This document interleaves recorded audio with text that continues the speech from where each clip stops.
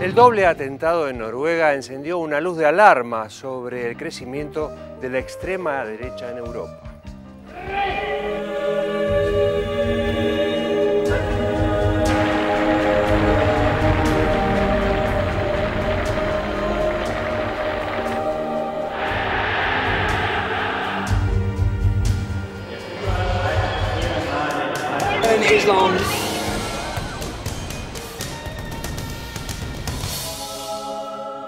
De inspiración ultraderechista, la furia asesina desplegada en Noruega por Anders Breivik, autor confeso del doble atentado ocurrido en Oslo días atrás, sorprendió a las fuerzas de seguridad de la Unión Europea, las que, habituadas a la sospecha metódica sobre todo lo musulmán como sinónimo de terrorismo, desestimaron la amenaza interna.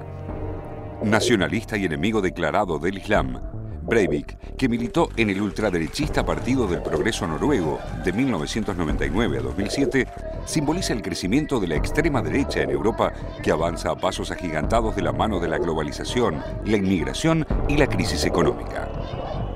Aunque el fenómeno guarda ciertas particularidades según cada país, los grupos y partidos ultraderechistas europeos presentan rasgos comunes. Son nacionalistas, xenófobos e impulsores de una Europa sin inmigrantes. Se oponen a la globalización, al ultraliberalismo y a organizaciones multinacionales como la Unión Europea y la OTAN. Su popularidad crece de la mano de ideas tales como el fracaso del multiculturalismo, expresadas por la canciller alemana Angela Merkel y celebradas por el presidente francés Nicolas Sarkozy y el premier británico David Cameron.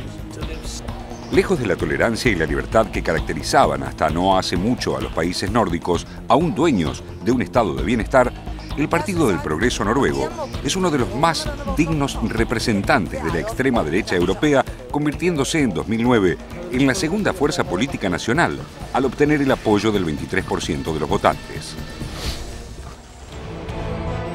A diferencia de la vieja derecha antisemita y antiliberal, son pro-israelíes, antimusulmanes y defensores del libre mercado, compartiendo como ideal la antigua defensa de los valores familiares, la ley y el orden, conservando restos del antimarxismo. En la vecina Finlandia, el Partido de los Auténticos Finlandeses, encabezado por Timo Soini, con un programa nacionalista anti-Unión Europea y contrario a la inmigración, se convirtió a principios de este año en la tercera fuerza parlamentaria. En septiembre de 2010, también el Partido Demócrata Sueco celebró su regreso al Parlamento gracias a las definiciones de su líder, Jimmy Åkesson, quien calificó a los inmigrantes de parásitos que consumen la ayuda social del país. Su equivalente en Dinamarca es el Partido Popular Danés, sostén parlamentario desde 2001 del gobierno conservador. El auge de los partidos que impulsan el odio a lo extranjero no es patrimonio de los países escandinavos.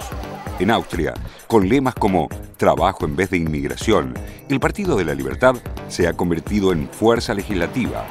En Italia, la Liga Norte, comandada por Umberto Bossi, integrante de la coalición gobernante liderada por Silvio Berlusconi, defiende la separación de la zona norte del país, rica y pujante, del sur, pobre y menos desarrollado, impulsando el resentimiento hacia las minorías y los extranjeros.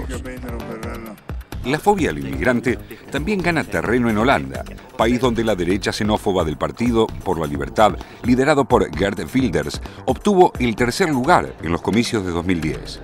En Bélgica, la formación Interés Flamenco, con 12 bancas en el Parlamento, promueve la expulsión de los inmigrantes ilegales. La estrella de este crisol de partidos ultraderechistas es la francesa Marine Le Pen, heredera de su padre, Jean-Marie, fundador de la Alianza Nacional Francesa, quien preconiza la devolución de los inmigrantes a sus países de origen, el abandono del euro y la reinstauración de las fronteras, prohibiendo la libre circulación de personas dentro del continente.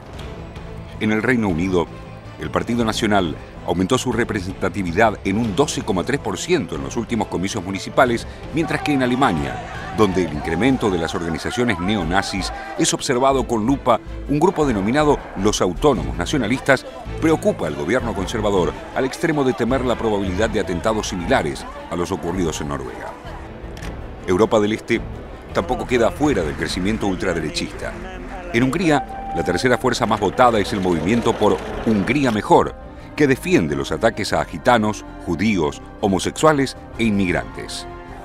Aún cuando la relación entre el auge de las formaciones políticas de ultraderecha y las manifestaciones de violencia extrema es todavía una hipótesis general, el miedo, la intolerancia, la precariedad laboral y las desigualdades percibidas como consecuencias de la globalización auguran para la ultraderecha europea un crecimiento que representa una seria amenaza para las sociedades donde se arraiga.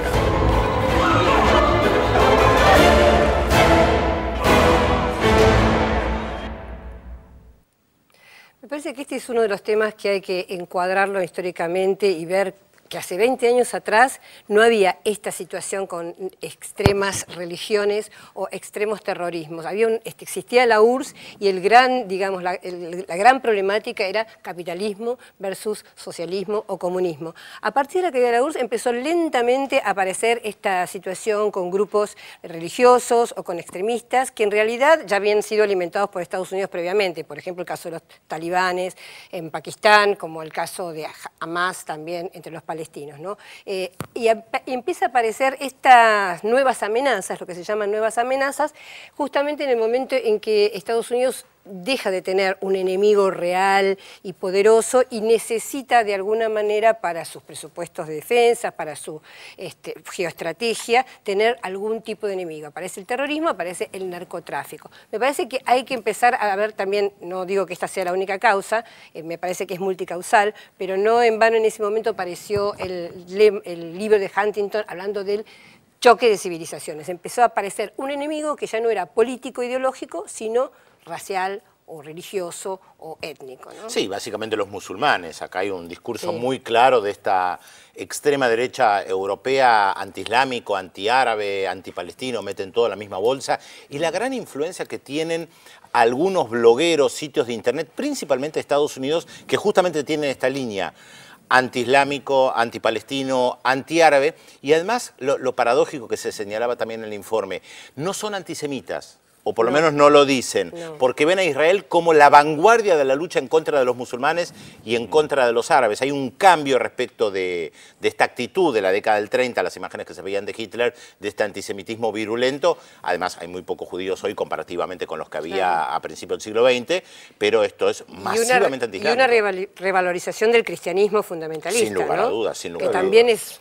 Ajá, y detrás de esto la incapacidad de los partidos tradicionales o la política tradicional para la contención, por ejemplo el tema de los inmigrantes. Por eso me parece que también esto le deja terreno a estos discursos extremistas en contra de la inmigración que genera espacio e inclusive hasta tuerce la postura de los partidos tradicionales, ¿no? Con respecto a Eso me parece interesante porque es una mezcla también nuevamente de cuestión, digamos, de carácter político con los medios, ¿no? Porque, digamos, hay desocupación. En lugar de decir, bueno, hay desocupación porque este modelo económico produce desocupación, dice, es porque es la culpa del inmigrante, ¿no? Digamos, en eso... El plomero polaco en las elecciones francesas hace unos años. Claro, los medios tienen mucho que ver en esta creación, digamos, de una población que culpa a los inmigrantes y algún loco que, bueno, se hace cargo de ese odio y lo pone en... Es que la derecha sabe real. que no es políticamente correcto decir que hay que expulsar a los inmigrantes. No lo pueden hacer.